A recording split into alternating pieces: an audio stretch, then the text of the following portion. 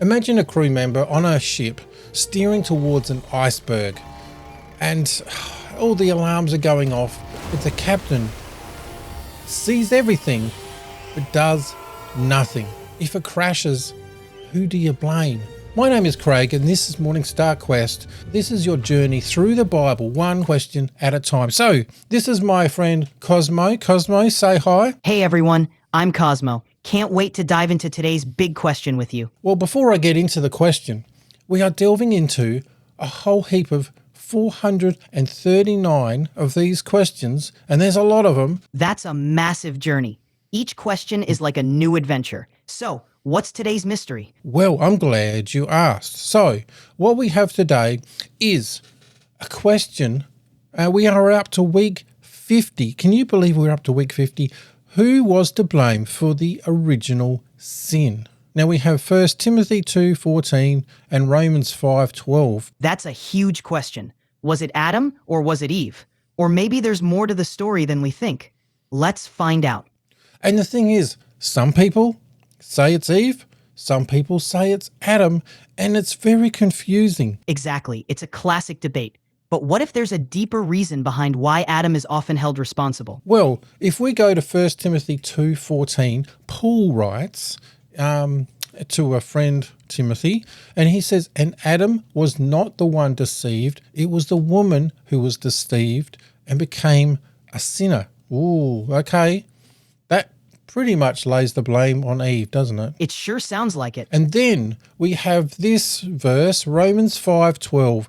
"Therefore, just as sin entered the world through one man, and death through sin, and in this way came to all people because all sinned."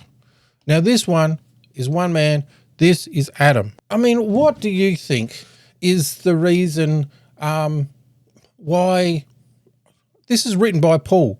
Paul says in one thing, he says it's Eve, in another he says it's Adam. Feels contradictory. It does feel contradictory at first glance, but maybe Paul is highlighting different aspects of responsibility. So if we get into this a little bit closer, we have Eve, and let's just go back to here. We have Eve, and it says here that Adam was not the one deceived, it was the woman who was deceived. Yet Adam was the one that brought sin into the whole world. It feels like we need to get way more into detail here. Absolutely. There's a lot going on beneath the surface. Why is Adam held accountable for humanity when Eve was the first to be deceived? That's a big piece of the puzzle we need to figure out. And the thing is, I think, well, it's not that I think, because historians over millennia have stated that Eve was deceived. It's very clear. But the thing is, and this is where this gets really, really interesting, and let me just go into this. Let me just read this, and you can kind of get what's happening here.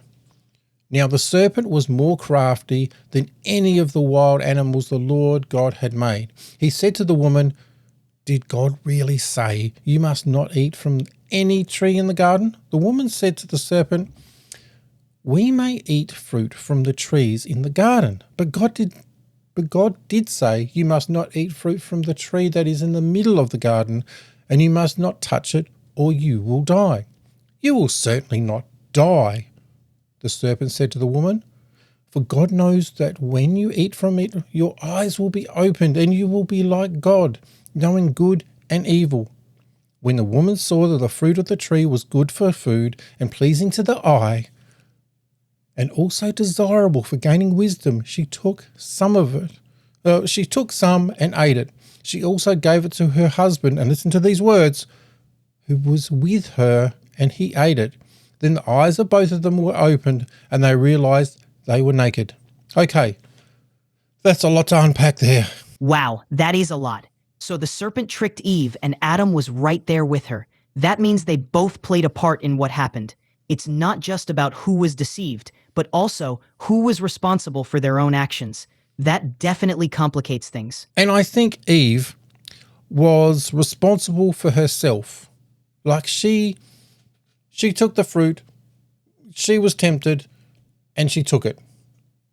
But If at that time Adam said, look, Adam could have gone, no, don't do it, and pulled her away from the tree and had a discussion. But he didn't. He was right there watching. He could have seen her eat, thought, oh, that wasn't a good thing, pulled her away and said, okay, we need to talk to God because this is too much. But no, again, he didn't. Right. He was there the whole time and didn't step in. That's a big part of why Adam is often seen as responsible. He could have acted, but he didn't. That's a crucial detail in understanding the whole picture. And that's like with this captain of a ship. He sees a crew member steering towards an iceberg and does nothing. I think he's at fault because he could have just stepped in, stopped it, done. But he didn't. And this is why Adam has way more blame, because he saw the train coming. He saw the iceberg coming. Exactly. Adam had the authority and awareness to intervene, just like the captain. By choosing not to act, he let the disaster happen. That's why understanding his role changes everything about how we see the story. Hey, I've got a question. Okay, when Eve has the fruit, why doesn't sin come into the world then? That's a great question. It seems that the responsibility falls on Adam because he was the one given the original command directly by God. Eve was deceived, but Adam's choice to eat the fruit is what brought sin into the world. His decision sealed the deal. That is so interesting, isn't it? And I think, and I guess the other part of this is when we come into 1 Timothy, Paul is talking, there is a specific church that some women are doing the wrong thing, and he wants to, I guess, use an analogy, and he picks this as the analogy to kind of explain what he wants to say. But when he is talking, when it comes to the Romans, in Romans, he wants to tell you the whole story of the Bible, and this is what happened. Now, this is busted, and it's not a contradiction, but if this made you think, then please hit the subscribe button, and we have so many more coming up. I mean, next week, can someone have two fathers? That's an interesting one, but that's next week. But there are way more that I've done, and this is number 50, so there's 49 just there. Go do something awesome for God, and I'll catch you in the next one.